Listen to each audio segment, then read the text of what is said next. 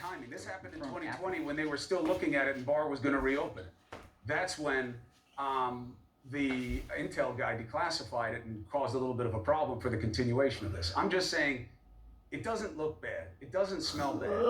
It is bad. This is one of those situations where if there were a good explanation, Bill Barr would have it. So you've already reached the conclusion of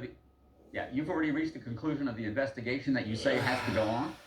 No, not at all. I'm saying that the idea. It is bad. That's what you just said. Listen, that's what you just said. Here's my take on it. Let me give you the context of what I'm saying. This is not a trial. I got your take on it in your opening.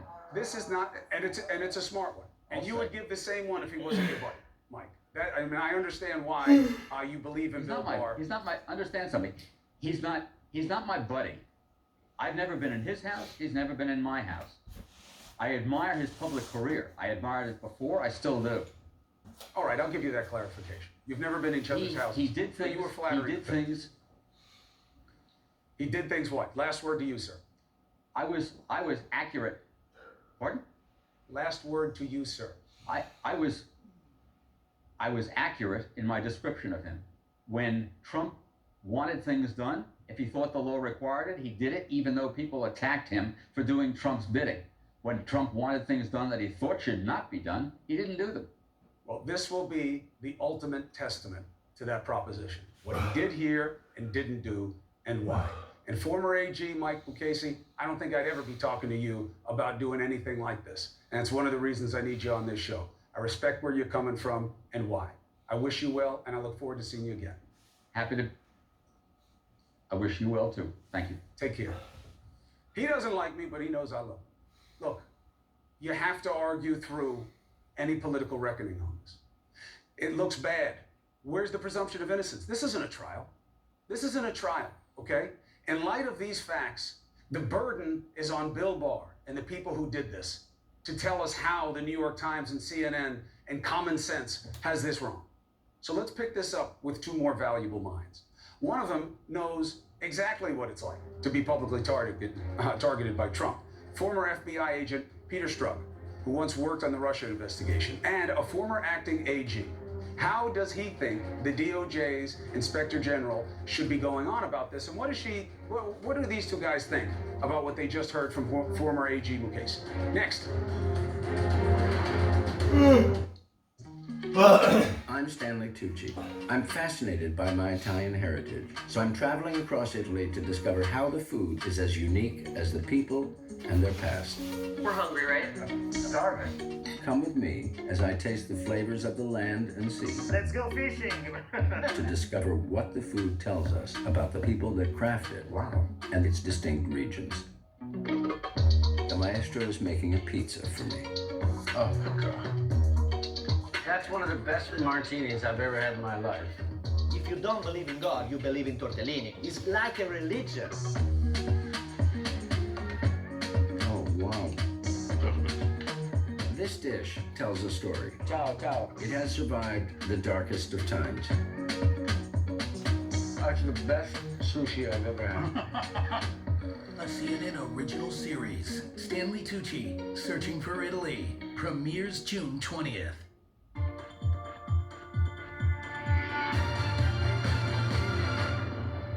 I was trafficked at the age of 18. I was a single young mom trying to figure out how to put myself through school. I was lured off of a college campus in Eugene, Oregon, and I was trafficked to Las Vegas mainly for nearly 6 years. My name's Rebecca Bender, and I'm the CEO and founder of the Rebecca Bender Initiative. The way that we mentor survivors of human trafficking is through our initiative called the Elevate Academy. Elevate Academy is really a holistic school that invites survivors to join a cohort of other people just like them. They get a mentor, they get a life coach. We help take them through a number of classes, some of which are really about deeper levels of healing.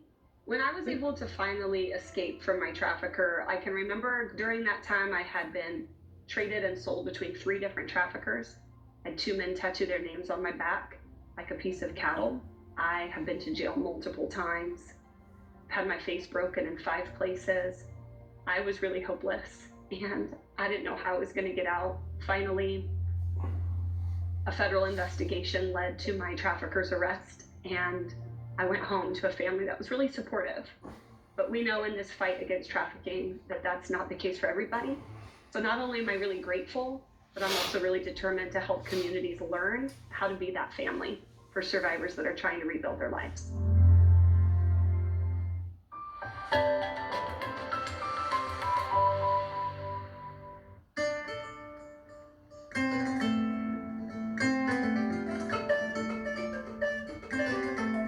My name is Sona Jabate, the Gambia's first professional female choral player. I'm currently in London, but one of the ways I make sure I reconnect is by playing my choir and teaching my son. This is the way that we maintain our tradition and culture.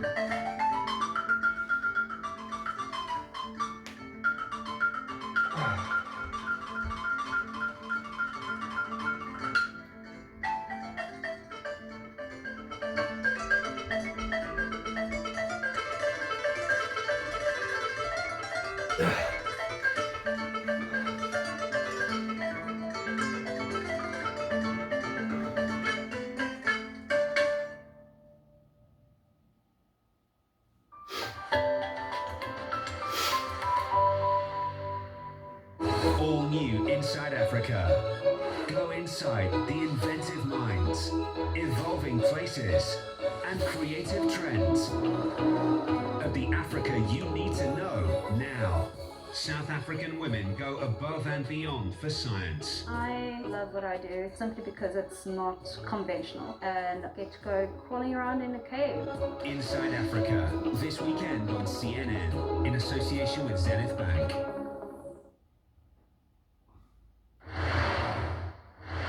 Here to respond to the Trump DOJ alleged abuse of power and what we heard from former AG Mike Mukasey is former acting U.S. Attorney General Stuart Gerson, as well as Peter Strzok, former FBI chief of counterespionage and author of Compromise, Counterintelligence and the Threat of Donald J. Trump.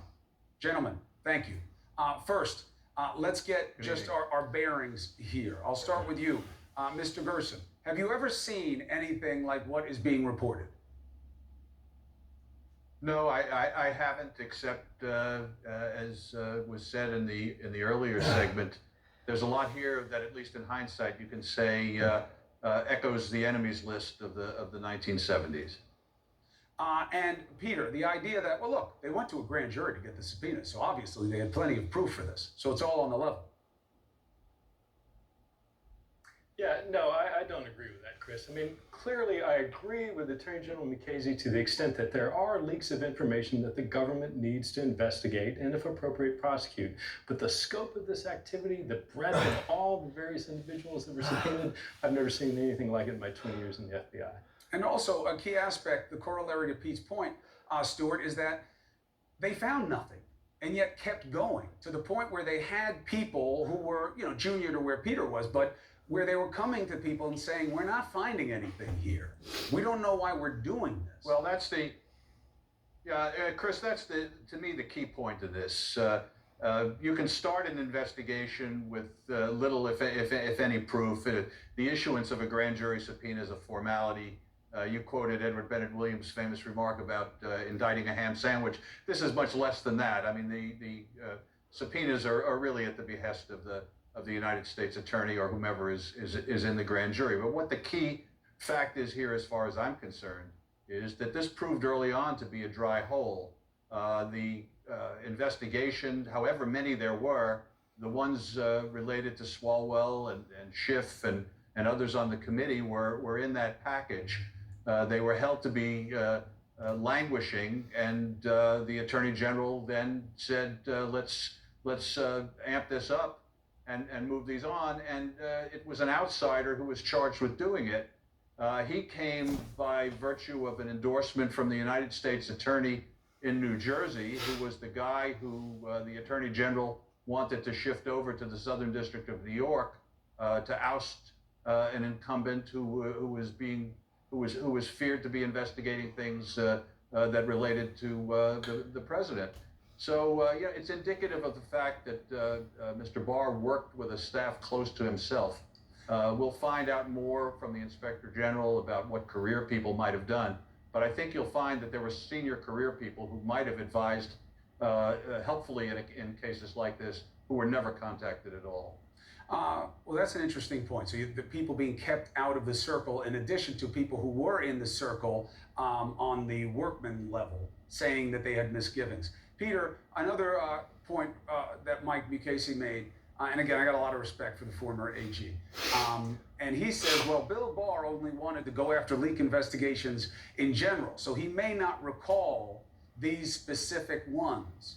I just believe that knowing Barr, if he had a good explanation for what was going on, he would offer it.